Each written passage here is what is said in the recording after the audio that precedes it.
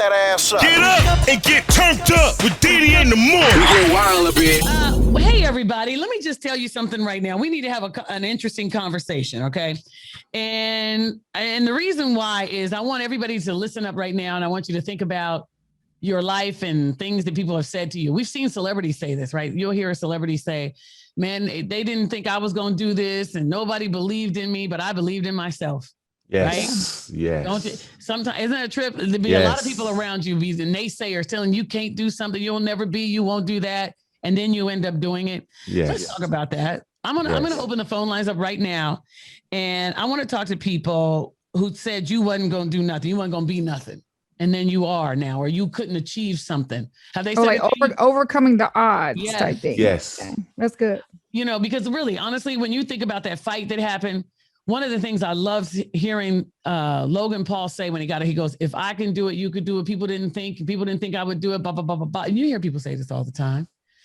So I'm curious if that happened to you. JJ, did people say that to you about your comedy? Absolutely. 100%. Even my family members. I mean, because I never told anyone I wanted to be a stand-up comic growing up. So when the word started spreading, like, JJ trying to be a comedian, man, stop playing, dude. That ain't your life. You ain't about to accomplish that. You from Mississippi. Ain't nobody who gonna discover you. Who gonna discover you in Mississippi? I was like, and it kind of took a toll on me. I was hesitant about doing it, man, but I believed in myself. I had faith in it. I thought I had the talent to do it, and here I am now.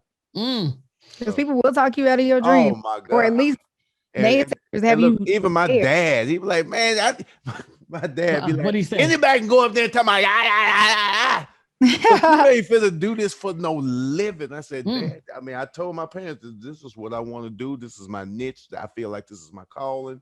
I think about it. I prayed about it, and I'm gonna step out there on faith and try it. And again, here I am. Yeah. Come on, go ahead, JJ. My dad said the same thing about radio. Real talk. I remember the conversation driving home and being like, so Dad, I'm gonna be on the radio. And he was like, Jed, that isn't a real job. And I was like, what? And he was like, he told me I need to go work for the post office or come. At the time he had a tow truck company too. He was working at the post office and he had his own tow truck company. He was like, you need to get a government job where you have benefits.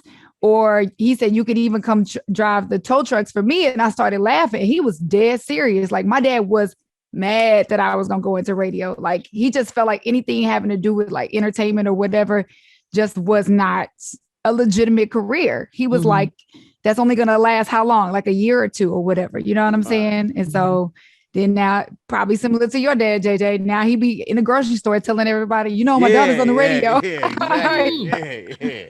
Well, you know what, Kevin Hart, you remember he was just speaking about it last week when people who are naysayers and this and that. Take a listen. Right? I was told that I wasn't funny. I was told that my movies would never show overseas and do business overseas. I was told the likelihood of me being a movie star was not likely. I was told everything that is the complete opposite of what I now am.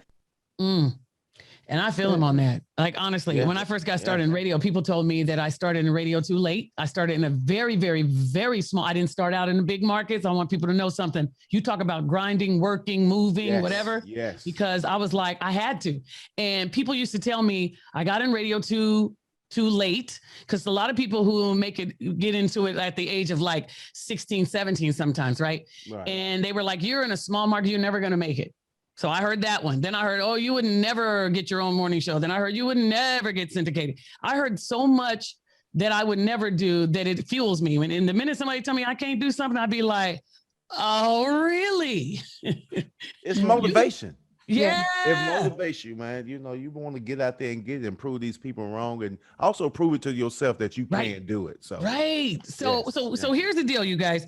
We're going to open the phone lines up this morning and we'll talk about this. They said, listen to this. They said I wasn't going to be nothing, but now look at me. What are you doing now? Did somebody say that to you? Did somebody try to speak that negativity over your life?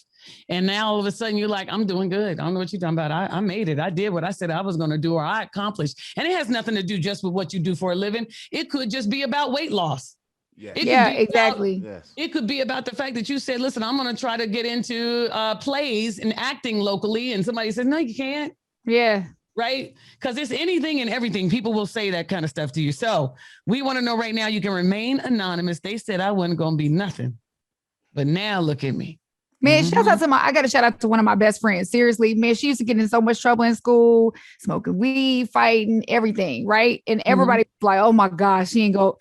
That girl is a registered nurse and she just started her own business. Wow. Like killing the game. Killing But it. Everybody thought she wasn't going to be nothing because what? She started what? Was doing all this stuff early? Girl, I'm telling you, we were in junior high. Like the girl was, she was my friend that stayed in trouble, getting suspended, like everything. Like she was, her parents were like, I don't know what we're going to do with her. And she ended up being super successful. Yep. See? Wow. So there it is, everybody. Call us now. We want to know your story right now. They said you wasn't going to be it. You wasn't going to make it. You wasn't going to do this. But now look at you. All right. Wake that ass up. Get up and get turned up with Diddy in the morning. We get wild a bit.